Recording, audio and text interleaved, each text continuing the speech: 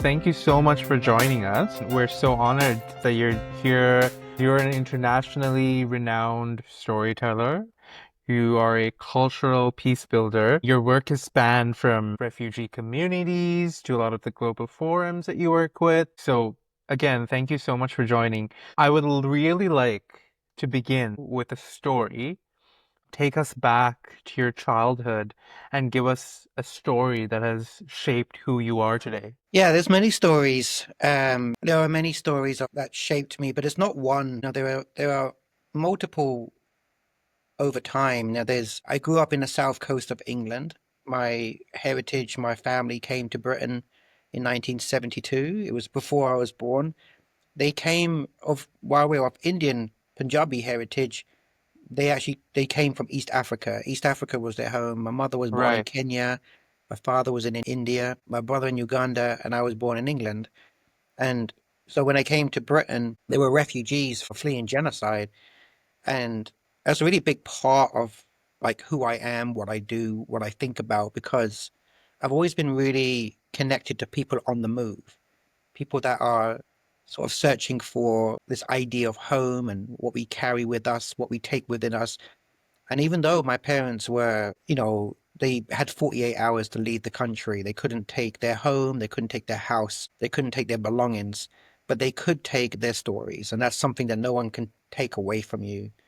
And so, these are the things that were passed on to me, the traditions, the memories, the ideas, the history, stories from our warrior heritage, stories from our freedom heritage, and their own stories, they're personal and cultural, and they were all interwoven. They were all interwoven in many, many different types of experiences, from family gatherings in our small town in South England, from many of my members of my family, to the way that my parents really showed up in the community, or how they invited neighbors and teachers, educators, garbage truck men, all sorts of people into our home to cultivate a safe space for people to share their stories. There was quite a lot of these different types of experiences, and it kind of really shaped me from age zero, particularly to like age 16 or 18, when I became kind of started to really think about the world. And many of these included, like, one of which we went to the Sikh temple at a Gurdwara, and that was actually in London, right? Because we were the first Sikh family there. So in London, I had a much larger population, and it's about 50 miles away from where I grew up. And we would go there, regularly. And, and one of the sacred events is Vaisakhi, right? It's Right. Vaisakhi is it's a big celebration of Sikh identity. Right. And one of the things that you do when you go in is that you take your shoes off, you walk into the Gurdwara, the sacred space, you go upstairs, you bow your head to the Guru Granth, and then you're in prayer, you're in meditation. But one of the things that my mother asked me to do that day was to clean the shoes of all the people that had left, the hundreds and maybe even thousands of pairs of shoes that people had left, downstairs. At first I thought I was being punished, but what she was teaching me was this act of seva, we call seva, which is community service, selfless service. And the idea that, you should never be ashamed to get on your knees and to clean the shoes of others, because that is prayer. It's the highest form of prayer. It's one of the highest forms of prayer when we're in active service. And these ideas, these lessons of humility, these lessons of service, the lessons when you bow your head, you open up the space to learn. Because the idea of the tradition of Sikhism is to be a disciple. And that kind of concept was interwoven into all my experiences growing up. The way that I observed my parents work, what they did, how they built community, and really much it presented a sort of a blueprint in many ways for the life ahead of me, what I wanted to do and how I wanted to. And, it's really connected to this, conceptual idea of being in storytelling in service to the world, to bring balance to the world, to bring justice to the world, to bring equality to the world. And it takes time. We call it, very much a slow art movement. It's not to impose. The storyteller's job is not to impose. It's to it's to cultivate safe spaces, to allow others to come alive, to feel connected, to feel courage, to feel that their stories matter. And that's what I believe is the role of a storyteller. Mm, And it's very different to, the form of writing or for videography or film. Many people call themselves storytellers, and that's fine, but it's the sacred art of storytelling. I mean, mhm, that's so ancient, so old that it can be considered the oldest art form, and something that's really truly democratic because it belongs to everybody. Right. I think that, there's many of these ideas. I sat at my parents, metaphorically, so figuratively, sat at their knees, but also my grandparents mm, and what they taught me, how they taught me to be, how mm. they taught me to see, how to see, to connect in the world. And yeah, so these things are very important. Wonderful. Wow. I mean, that's so beautiful that how you said like the humility of even like worshiping your parents in my culture, for example, which is getting down on your knees and Mhm, touching their feet and worshiping them and giving them respect, or even cleaning Yeah, people's I wouldn't say shoes. it's worshiping them, if you don't mind. Mm-hmm. It's not worshiping. It's recognizing the knowledge that Right. they mm, have. Because in our tradition, there is no, we're all equals. A young person and an adult can be of, no, we're Right. equal. We all have our own mind and our own ideas, and right. we're all equals, right? We all have different interpretations, and that's the kind of conception. Like, there's no one linear way. Right. There are multiple, but it's the understanding that they have wisdom, That's right? Wow. beautiful. Yeah. That And is you're beautiful. welcome to challenge it. I was always taught to really much challenge these ideas. Hmm. If somebody, in our tradition said, "Hey, this is an interpretation. This is what we believe," I said, "I don't believe that," and I can Mm, challenge it, right? So it Right. was very much welcomed. You're very much welcome to challenge these systems, because you're also, you're supposed to adapt. You're supposed to change. You're supposed to kind of embrace different traditions, and that also means you change with time, places, people you're with. A community can look different in different places you're a part of. And as a concept, at least I thought it was religious, but it's not. I think it's more my mother, right? And Mm, it's what she called, like, maybe the journey of five. That if you embrace five different traditions, ways of life, religions, cultures, or even places hmm. of the world, and you fully embrace that tradition, right? You fully embrace the poetry, the music, the art, the literature, the scripture, the narrative. What you're doing is really not to try to change it, to really fully allow it to mesh your entire being, you know? mm, Hmm. And then in that end of that journey of five, you understand what it means to be a disciple of life right. in service to humanity, to be a Sikh in generally, but more importantly, to be a part of the human race. And Right. that is a concept that I think is really important in the storytelling tradition.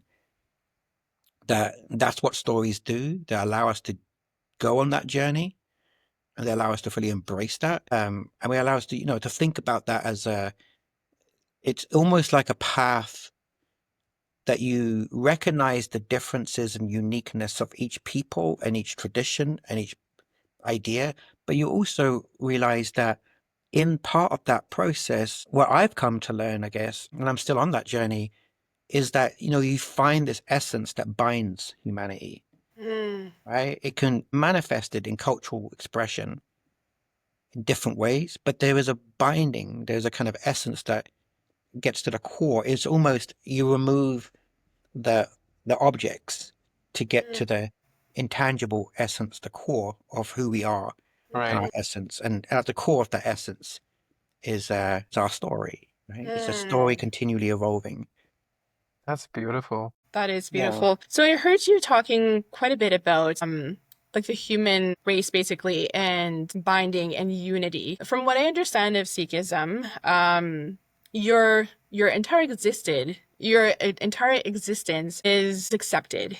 You are good as you be and in like the natural state. And correct me if I'm wrong. So with Sikhism, do you relate that to like your entire journey in life? And where you were saying that you were able to challenge some things, like your parents had encouraged you to challenge. Did you find any like contradictions and like how did you find your peace within existing in Sikhism and then also living in a Western society? Yeah, questions. I think, I mean, I'm not going to say that I'm some scholar of Sikhism because I'm not. I'm not an expert. I'm almost like a very secular Sikh, you know. But you know, one time with my uncle, and he kind of said, you know, Sikhism, we're against homosexuality, and I Mm, said, no, we're not. I don't believe Right. we are because yeah.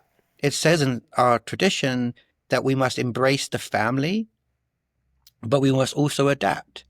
So, in Mm, a contemporary 21st century society, a family can mean many different things. It doesn't mhm, necessarily mean, you know, traditionally a man and a woman, blood related. A family can be two men, two women. It can be adopted. I mean, I have a stepdaughter. She's my family, right?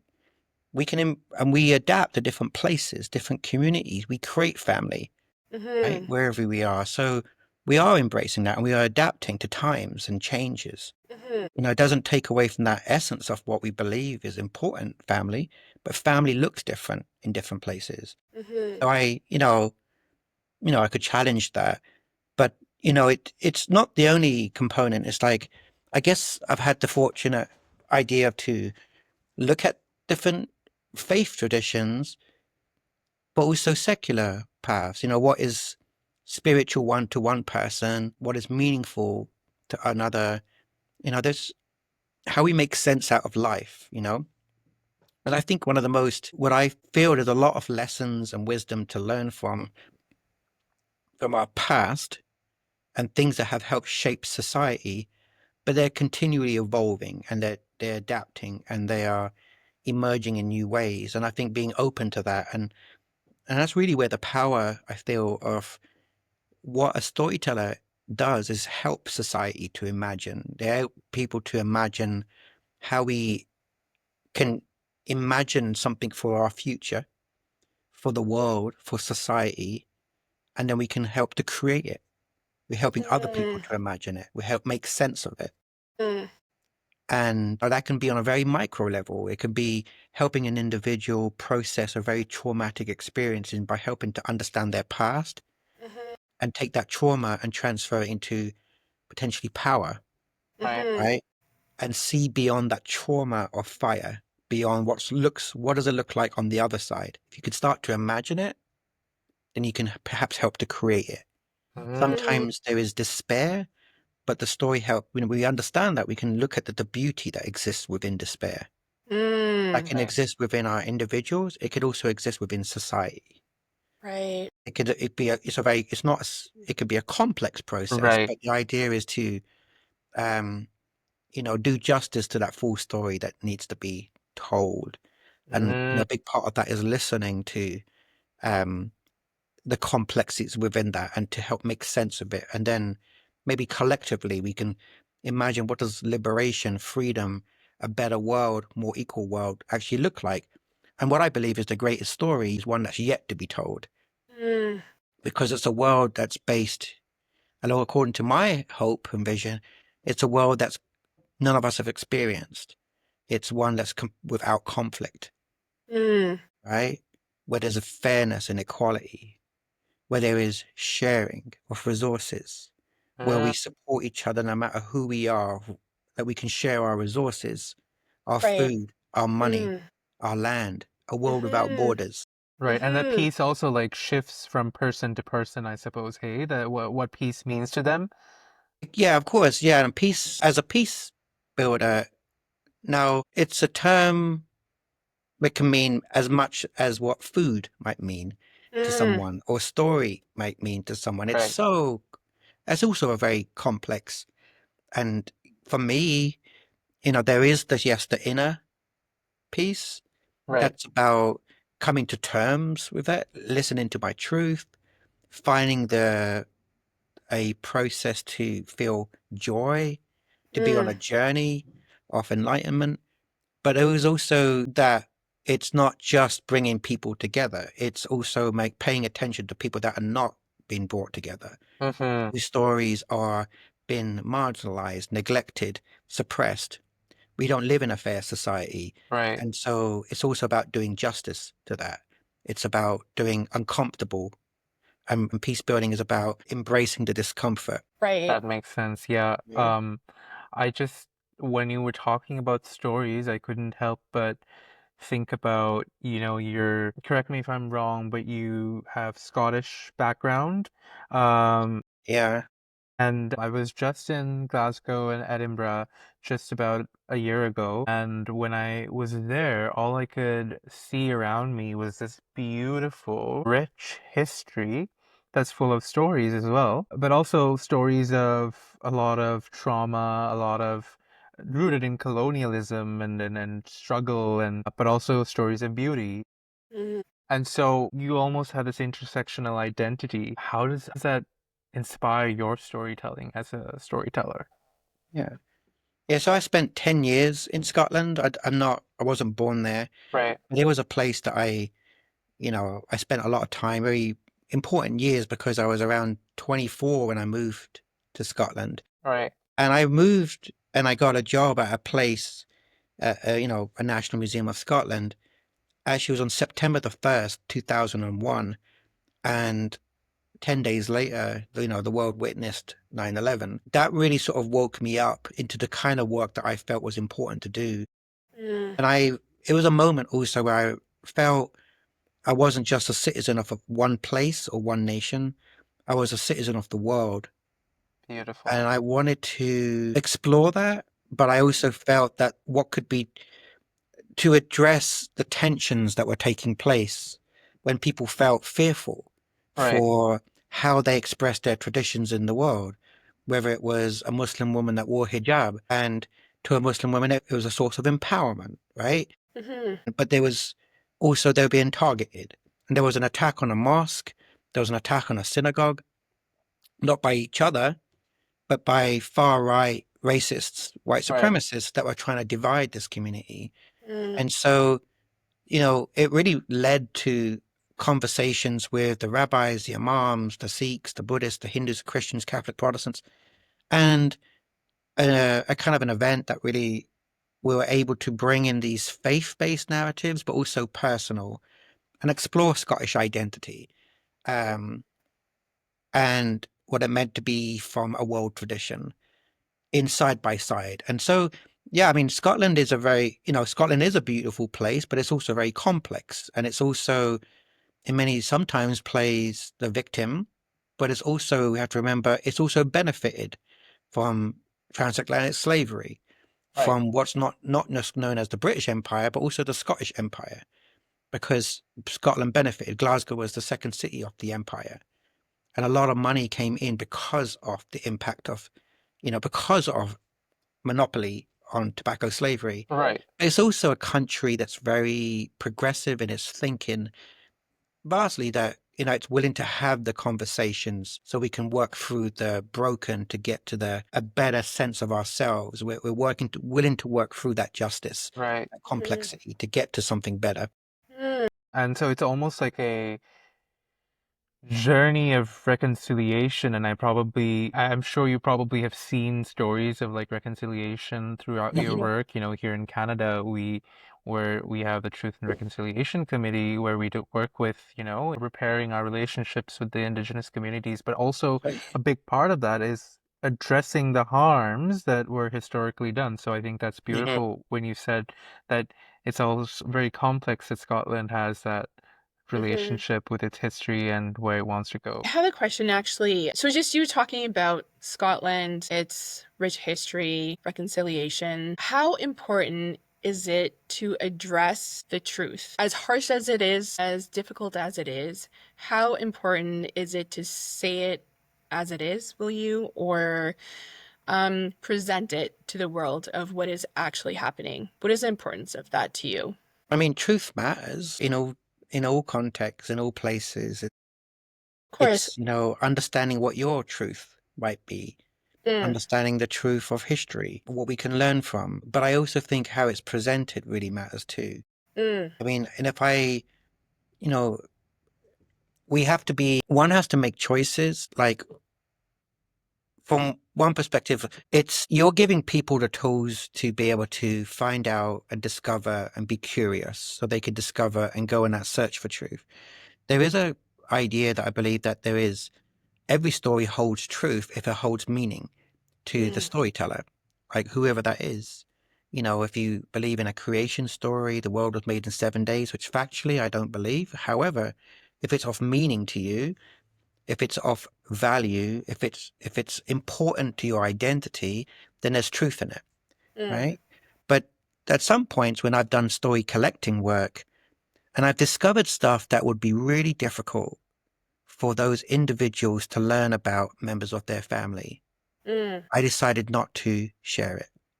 I had to make an ethical choice that I know this material is going to do harm to people I love. And I decided some things need to go to the grave, I have to kind of, because in a particular context, in a particular group of people, they asked me to find out about the truth of their father, and I found out that truth and it wasn't good. And that would bring a lot of harm. And I had to make that choice that it's going to be harmful. And I think that is a choice one has to make in different places. But I think it's really important that people have spaces where they feel safe, that they can hear difficult truths in a way that they're not going to be attacked or targeted. And that can be difficult to do that in today's society. That's what makes it very different to social media, film, in these online spaces, because if you're not in fellowship, if you can't feel the soul of the person next to you, then it's very difficult to do that. And that's why I feel that one-to-one connection, that small group connection, that kitchen table storytelling is the greatest form of storytelling, because it's a chance to create a safe space to hear difficult truths and difficult subjects. But we can only do that in fellowship, and that's what makes it very sacred. That Right. almost sounds like it's like you have, as a storyteller, quite a lot of power in terms of how a story can shape the narrative of someone's life. And Right. also, it just shows like how, like you said, like social media right now, there's so many stories that could influence and create biases and create these narratives that could be healthy, could be unhealthy. And it's so interesting because storytelling takes those many different forms. And as a storyteller, you have the power to either use it for good or use it ethically, like you said, taking responsibility for how it shapes other people. Correct. Yeah. As much as you're a storyteller, you're also a story listener, right? And in the communities like that you've experienced that have conflict, how do you honor other storytellers and their dignity? I think it is often a design process, is how you think Hmm. about the space. It's stories isn't something that just comes out of our mouths. It's how we move, how we create our rituals. Right, It exists in our foodways. It exists in our traditions. It's how we decorate our front porch. It's the stickers we put on our laptops, or our t-shirts, or on the back of our car, right. bumper stickers. It's how we express ourselves to the world and what's important to us, our beliefs and these values. And these can be very, very different for different people. And I think, again, it's I value the indigenous principles of the circle. And I think the indigenous principles of mutual aid and doing things in a way that is for the greater cause for future generations beyond our own lifetime. And so I think that's really important. I think recognizing everyone's story. People have these. We don't have one story. We have multitudes. We have the essence of, like, the desire to feel a sense of belonging, a desire to feel loved, desire to feel validated, cared for, Hmm. and sense of community. And that's really sort of underlying a lot of these stories that we have in the world. I think stories of meaning, stories of power, stories that are important to us. And I think it's like how I might do it might be different to how somebody else might do it. And I think there's a lot of a storyteller might present a series of stories, no, maybe not just one, in a sequence that allows us to kind of laugh, cry, but all close with thoughts and meaning, right?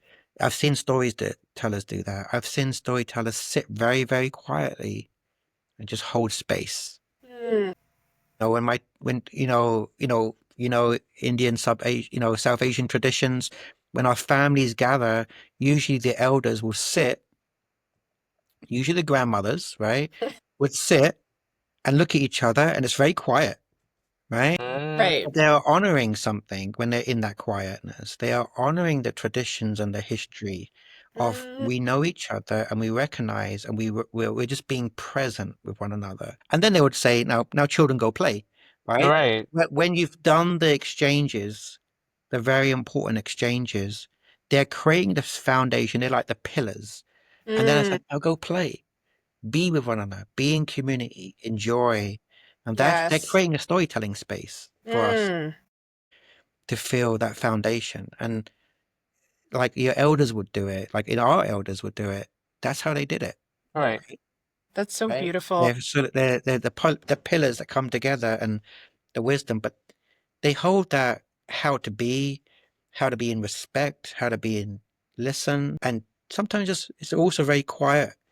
But you almost like don't have to go at 100 miles an hour. You just simply just be a witness. Like great Jewish anthropologist Barbara Meinhof, would talk about, the value of witnessing someone Mm, and honoring them before they pass so that know that another human has received their history, their story, their traditions. And that's a very sacred thing to do, whether you're a nurse practitioner, a mhm. community member, or not blood related, to be a Wow. witness to another. No, it's essentially like we walk each other home, and Mm, that's what we do in our Right. society. that is absolutely so it hits me in the heart when you talk about like really listening, carrying someone's wisdom before they pass. For myself, for example, I didn't really have much of a connection to grandparents. Hmm.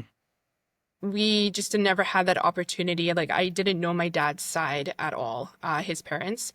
And, through storytelling is something I've learned to find my sense of belonging and where do I come from. And, so listening to you, it really hits home and hearing like the values that you carry of these stories and the importance to be able to share knowledge and wisdom to others. It's absolutely incredible work that you're doing. I had a question in regards to, I guess, your sense of compassion for others, becoming aware of others' sense of struggle, what they may be going through. One of the things I've learned is we as human beings connect stronger when we Hmm. go through hardships. And like that understanding deepens over time as our life's journey continues on. So when did you find this awareness of knowing that others are kind of, maybe going through the same journey as you, they carry some sort of wisdom, whether they're older or younger. Hmm. And yeah, how did you learn to embrace that? And when did you kind of like have that aha moment of, this is a journey that really resonates with me? I think there's been a few experiences when I was doing, we'll go back to Scotland, and I was doing a lot of interfaith dialogue work. And I was, working at a museum of religion, comparative religion, but it was more than it was a meeting space for people of many different faith, non-faith backgrounds. And one of those meetings was a particular man that came and he traveled from Northern Ireland. And he was part of what's called the Orange Order, the Orange Fraternity, which is a Protestant fraternity. Many people in the Orange Fraternity believe the Pope is the Antichrist. Right? Mm, So it's a long history in terms of mm, what the Orange Order is. But it's in that meeting there were people that had traveled from Northern Ireland, Ireland, across Scotland. But I always thought it was really brave that one man talked about how turning up that one day for that one meeting, he felt when he looked into his tradition, he said it's what my savior, he called his Lord, Jesus Christ, taught him to do. And that's why he's there. But when he goes home that evening, his entire family and his communities disowned him because he decided to participate in that one event.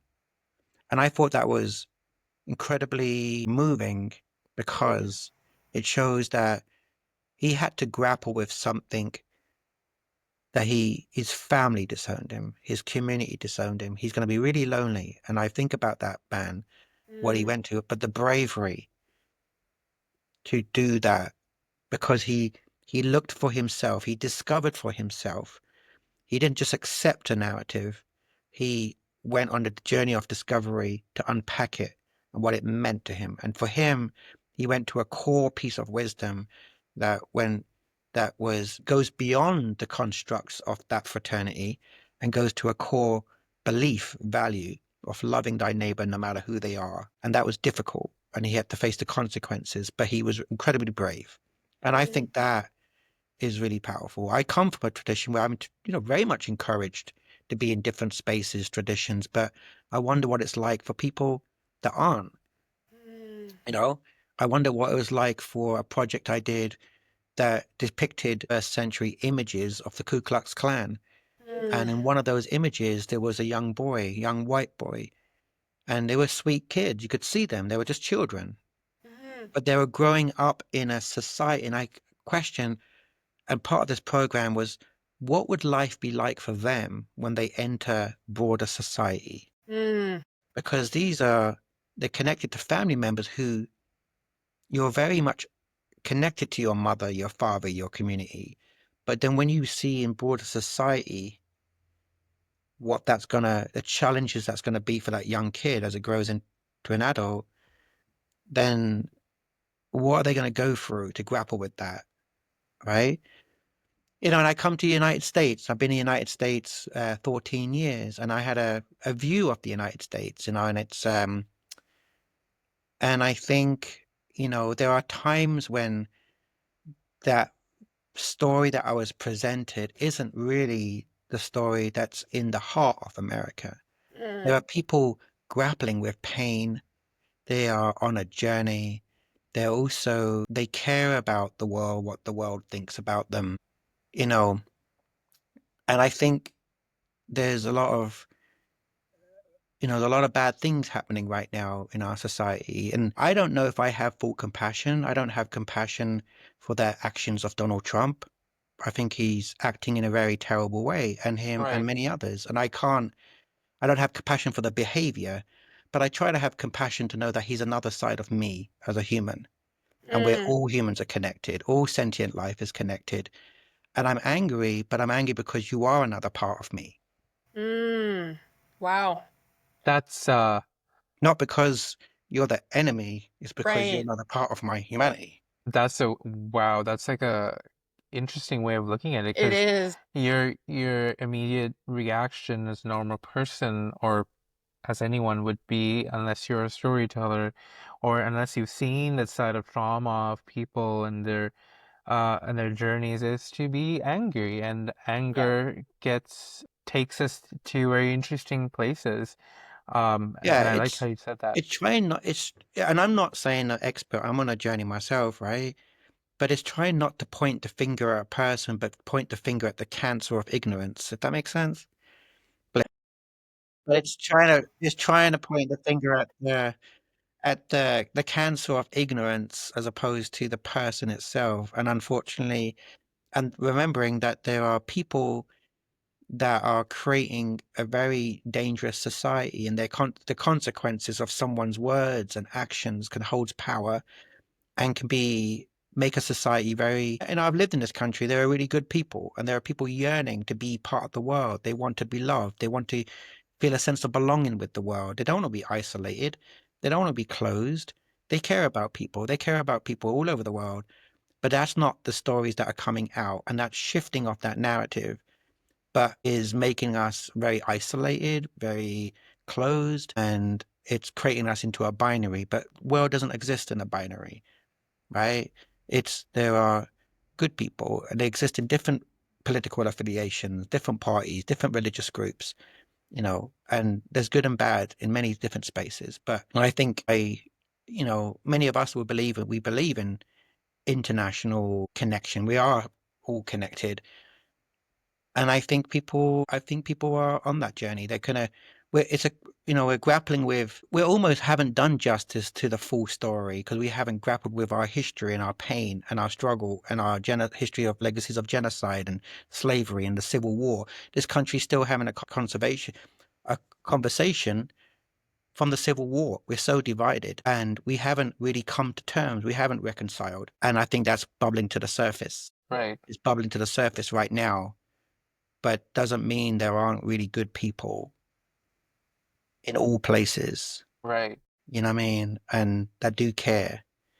It's just, there's a lot of power. It's like my family, my grandparent, when I think about what's happening in India, Pakistan, and I remember my dad telling me when my grandfather, we were on the Punjab side of India, and my dad would tell me the story of how my grandfather, during that time of partition, would go out and fight.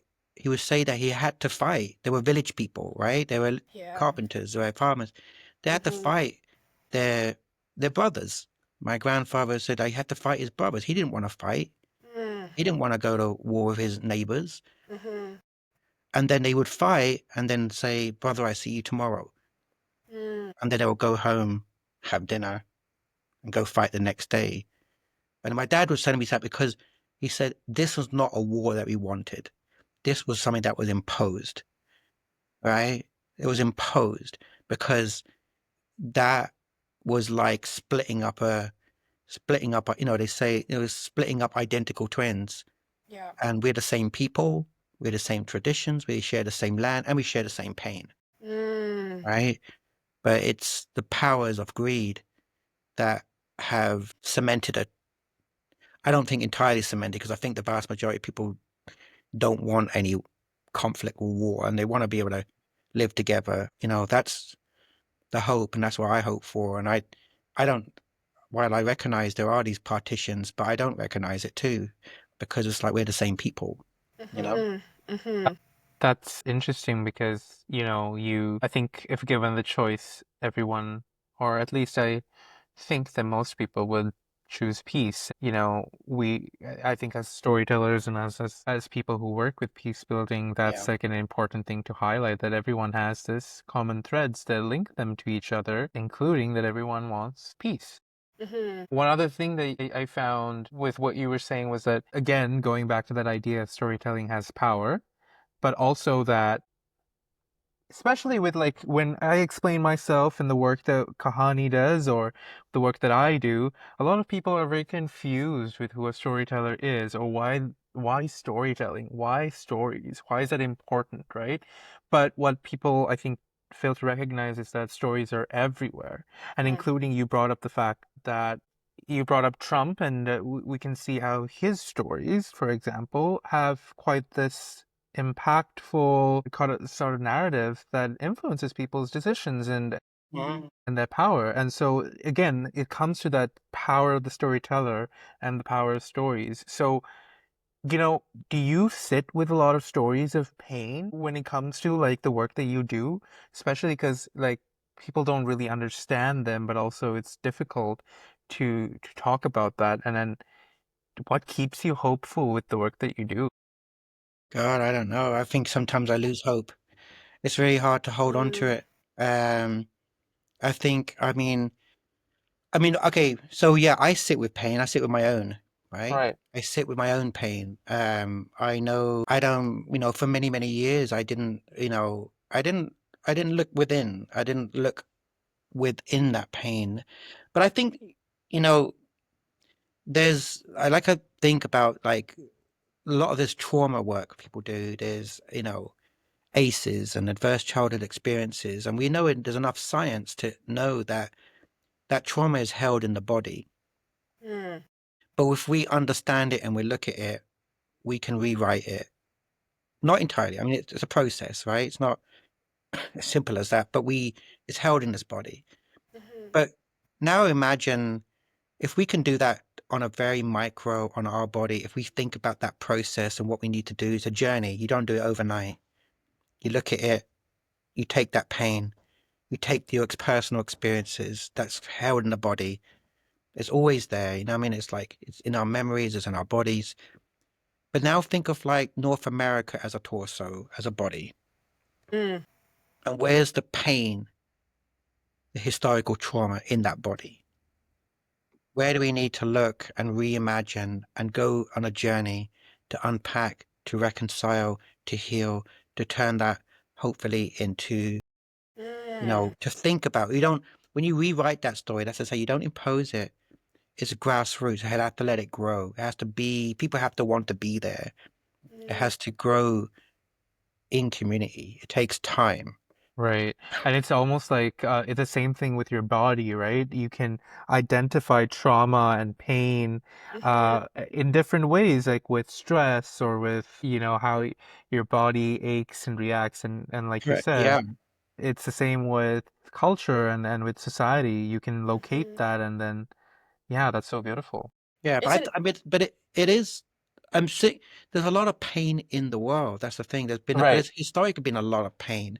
We live in a time where I think there are some, really dark forces at play, and they're yeah. all, there's a very dark, dangerous, greedy kind of force at play, and it's very manipulative. It's also very smart, and I think that it's we have to just be really mindful of it and hopefully grow and challenge it and to think about it as not something that's going to happen overnight. We have to, resist that from all different angles, all Hmm. different places. Remember that it's also about remembering that, your personal joy with your family, your community garden is important.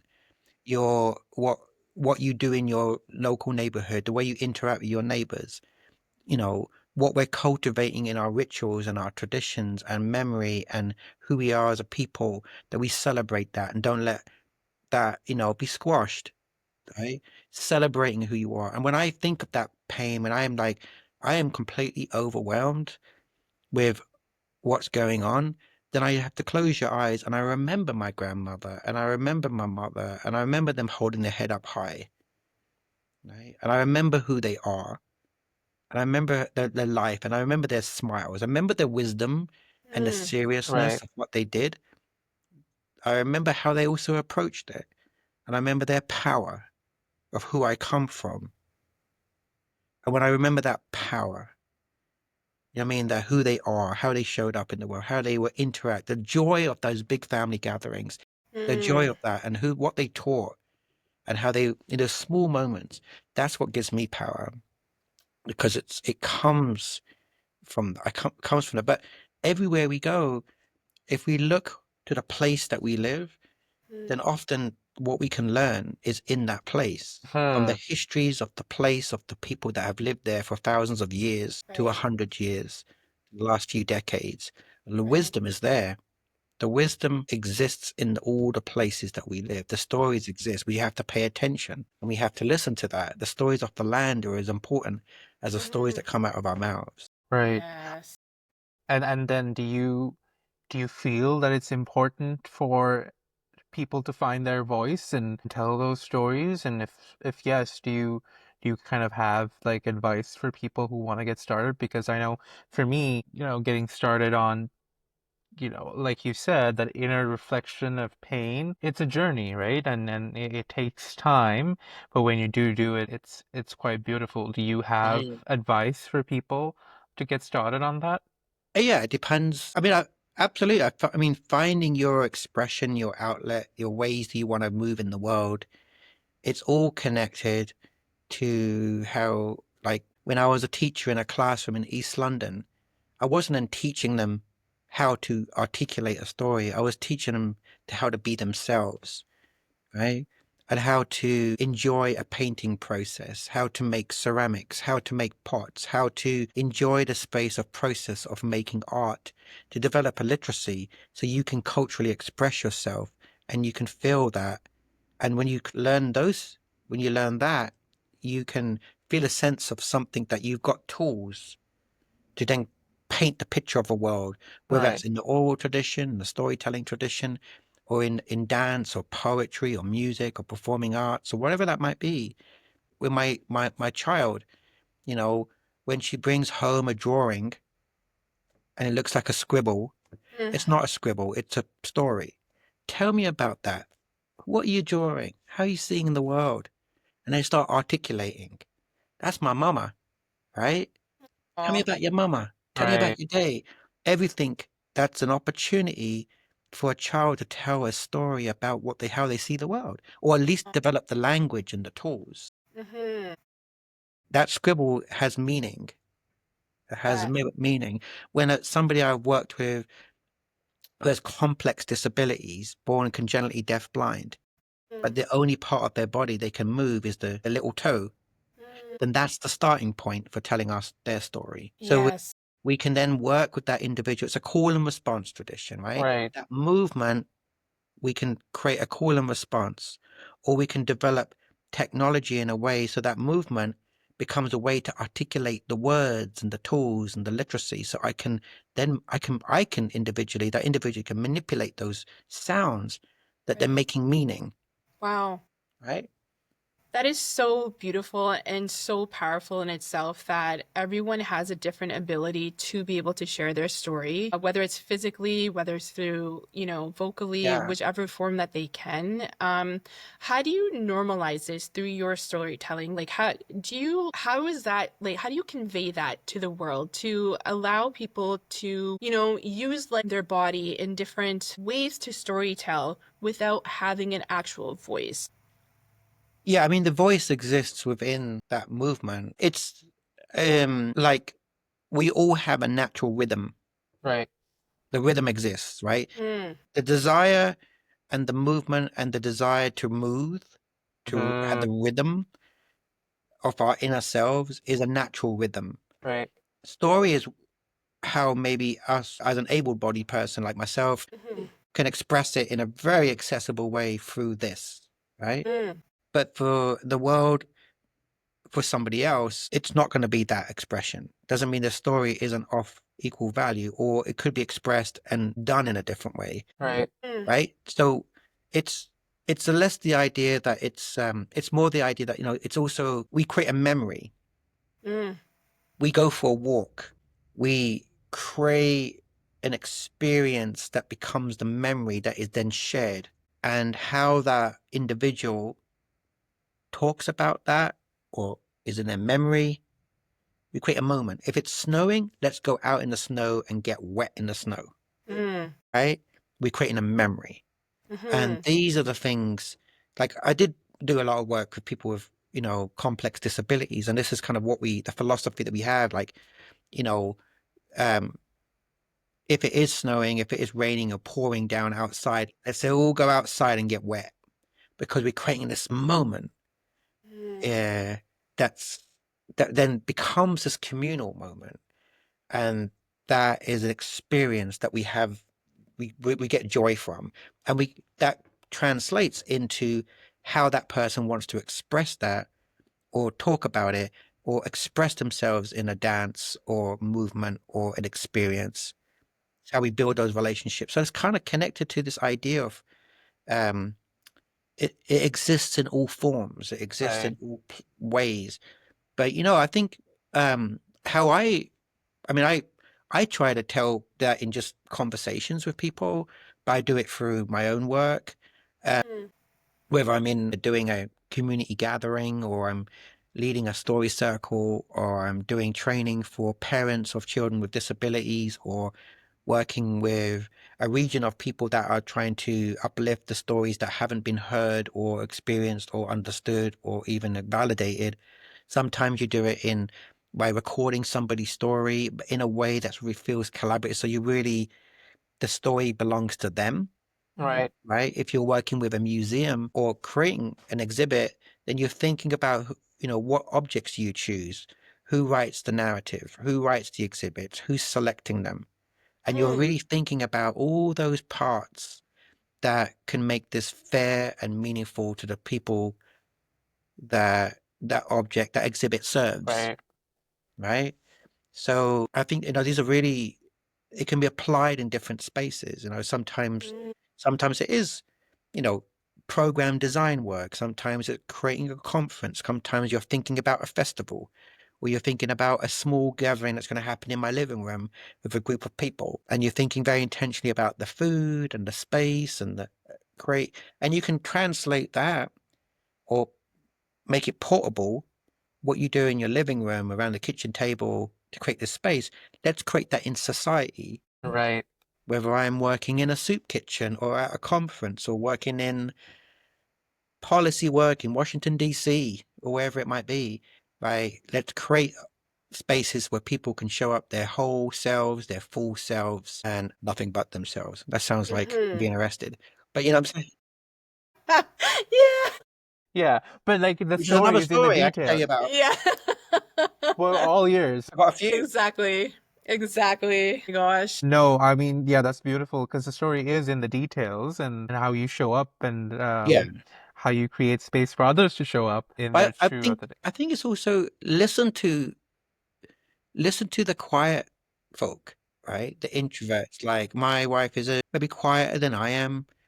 But what I've witnessed, what I've realized over time is that the introverts are listening. There's a great example. Let me give you this example. So many years ago, I got to, work in the Museum of Religion, and we present different people of different faiths. One of those individuals, a member of the Rastafari community, came up from London. He was a scholar in the Rastafarian traditions. And he told me that when we were sitting together, that when Bob Marley used to come from Jamaica to England, a young man, he was about 23 years old, 23, 24, he would stay with him in his apartment, in his flat in London. But the way he described, and it was true, I got his book up here, and there's a picture of him and both of them in his living room. And so, it was totally up front. But he told me this other part of Bob Marley that was, Bob Marley was an incredibly introverted person. He said that he was quiet because usually he was, they had these sort of gatherings, small sort of circles that are part of the Rastafari traditions, and he was quiet. Because he was always listening. And it was years later he took that knowledge of observation and listening, and he presented it in his form of storytelling, which was music. His songs tell us stories. When I got to learn about Bob Marley's life experiences, his period of time when he was a young man and also in the United States working in this factory, that was a really pivotal moment because he started to realize the exploitation of capitalism, and he started to see how people were being treated. That's really important of his music, and all the songs that came out, from Exodus and all redemption song, they all in many ways tell this story. Right. They're kind of they're like poetic moments of broader narratives of experiences that span hundreds of years. But it's all part of this listening that Bob Marley listened to from the elders within the Rastafari circles. And I was an introvert, right? And I think introverts are observers and they're observing. Mhm. So don't underestimate the quiet. And also, like, I think it's really important if people want to understand how to harness their story or think about it, surround yourselves or go be at places where there are storytellers. Because storytelling artists, like we're all storytellers, but storytelling artists have worked on this over a many periods of time, many years. There are tradition bearers in every community, every community. And when we listen, we sit at their knee and we're listening, then we start to understand who we are, who we can be, right? Right. And we start to reflect and we get to a better understanding of ourselves. Mm. And I think that's one of the things that we can do, like be in that spaces. You're in Canada, and with the First Nations traditions of storytelling within Canada. If you think about Cherokee, where I live, living the historical place of the Cherokee people, you know, a storyteller elder would say that stories are the cosmology of our people. Mm. In a land I sit in right now, this space that's stories have been told for over 12,000 years. But when we think about that, I connect that back to my ancestry, then stories are the cosmology of my people too. Because I don't just come from a city or one place, I come from many places, and that ancestry goes back thousands of years too.